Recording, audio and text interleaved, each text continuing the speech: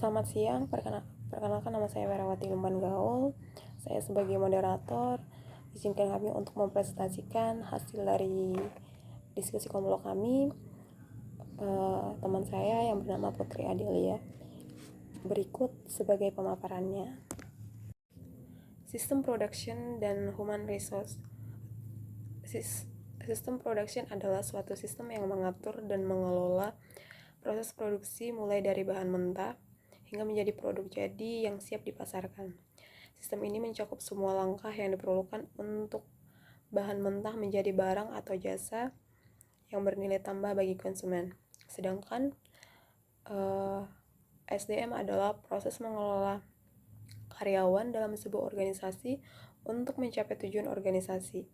Ini mencakup berbagai kegiatan yang berkaitan dengan rekrutmen, pelatihan, pengembangan, manajemen kerja, kompensasi, dan kesejahteraan karyawan. Adapun beberapa tujuan dari sistem produksi yaitu meningkatkan efisiensi dan efektivitas proses produksi. Meningkatkan efisiensi yaitu mengurangi pemborosan waktu, bahan baku, dan tenaga kerja. Kemudian mengoptimalisasi penggunaan mesin dan peralatan untuk meningkatkan output produksi. Sedangkan meningkatkan efektivitas proses produksi memastikan bahwa setiap langkah dalam proses produksi memberikan hasil yang diinginkan. Kemudian memproduksi barang sesuai dengan standar dan kualitas yang ditetapkan. Yang kedua, ada mengurangi biaya dan waktu produksi. Pengurangan biaya ini untuk meningkatkan biaya operasional melalui pemeliharaan rutin dan pengelolaan persediaan yang efisien. Kemudian mengurangi biaya tenaga kerja dan dengan otomatisasi proses dan penggunaan teknologi terbaru. Pengurangan waktu ini biasanya untuk mempercepat siklus produksi melalui perencanaan yang matang dan pengendalian proses yang ketat, serta mengurangi waktu henti produksi dengan pemeliharaan preventif dan manajemen peralatan yang baik.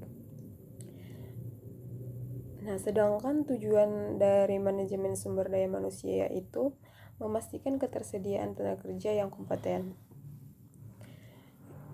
rekrutmen efektif, proses seleksi yang ketat untuk memastikan bahwa karyawan yang direkrut memiliki kualifikasi dan keterampilan yang sesuai, pelatihan dan pengembangan. Program pelatihan yang berkelanjutan untuk meningkatkan keterampilan dan pengetahuan karyawan.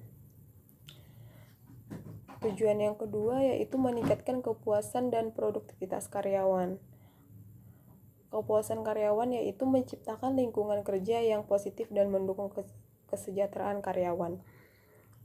Kemudian menyediakan fasilitas dan tunjangan yang meningkatkan kualitas hidup karyawan.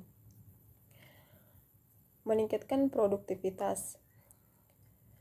Ini untuk mengelola kinerja karyawan melalui evaluasi yang adil dan umpan balik yang konstruktif. Kemudian memberikan intensif dan penghargaan untuk mendorong kinerja yang lebih baik. Next, ada komponen sistem produksi. Yang pertama yaitu perencanaan produksi. Ini untuk menentukan apa, kapan, dan bagaimana produk akan diproduksi untuk memenuhi permintaan pasar. Yang kedua, pengendalian kualitas. Pengendalian kualitas ini dilakukan untuk memastikan produk yang dihasilkan memenuhi standar kualitas yang ditetapkan melalui inspeksi dan pengujian. Kemudian ada manajemen persediaan. Manajemen persediaan ini untuk mengelola persediaan bahan baku dan produk jadi untuk menghindari kekurangan atau kelebihan stok. Yang terakhir, ada pemeliharaan mesin dan peralatan. Ini untuk melakukan perawatan rutin dan perbaikan peralatan untuk memastikan bahwa operasi yang lancar dan mengurangi waktu henti produksi. Nah, selanjutnya ada juga komponen manajemen sumber daya manusia. Seperti apakah itu? Yang pertama, rekrutmen dan seleksi. Ini untuk menarik dan memilih kandidat yang paling cocok untuk posisi tertentu dalam organisasi. Yang kedua adalah pelatihan dan pengembangan.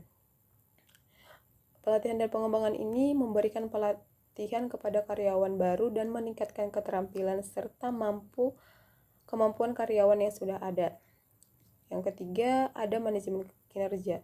Ini untuk menilai dan mengelola kinerja karyawan untuk memastikan bahwa tujuan individu dan organisasi tercapai. Yang keempat, ada kompensasi dan tunjangan. Ini untuk menyediakan paket remunerasi yang adil dan kompetitif, termasuk gaji, bonus, dan tunjangan lainnya. Yang terakhir, ada kesejahteraan karyawan. Ini untuk menciptakan lingkungan kerja yang mendukung kesehatan, keselamatan, dan kesejahteraan karyawan. Oke, untuk slide selanjutnya ada untuk mengintegrasikan sistem produksi dan SDM. Yang pertama ada analisis kebutuhan. Ini untuk memahami kebutuhan sistem produksi dengan melakukan analisis mendalam tentang proses, teknologi, dan persyaratan keterampilan yang diperlukan. Yang kedua yaitu perencanaan strategis. Ini untuk mengembangkan rencana strategis untuk mengintegrasikan sumber daya manusia dengan sistem produksi, memastikan kesesuaian antara kebutuhan bisnis dan kemampuan karyawan. Yang terakhir, implementasi dan pemantauan. Mengimplementasikan secara teratur memantau program pengembangan sumber daya manusia untuk memastikan kinerja sistem produk yang optimal. Oke, untuk slide selanjutnya dibacakan oleh teman saya. Baik, saya akan melanjut materinya. Yang pertama ada budaya organisasi yang mendukung, terbagi menjadi 4. Yang pertama kepemimpinan yang efektif, kedua kolaborasi dan kerjasama, ketiga inovasi dan perbaikan keberkelanjutan, dan keempat pemberdayaan karyawan. Nah, selanjutnya kita memasuki manfaat integrasi sistem produksi dan SDM. Terbagi menjadi 4. Yang pertama peningkatan produktivitas, kedua peningkatan kualitas, dan ketiga pengurangan biaya, dan yang terakhir daya saing yang meningkat. Nah, selanjutnya kita akan memasuki kesimpulan, yaitu integrasi sistem informasi dan sumber daya manusia kunci untuk meningkatkan produktivitas, kualitas, dan daya saing perusahaan. Analisis kebutuhan, perencanaan strategis, dan implementasi yang tepat diperlukan untuk keberhasilan transformasi ini. Budaya organisasi yang mendukung memfasilitasi kolaborasi, inovasi, dan pemberdayaan karyawan. Manfaat yang signifikan termasuk peningkatan produktivitas, kualitas, pengurangan biaya, dan daya saing yang meningkat.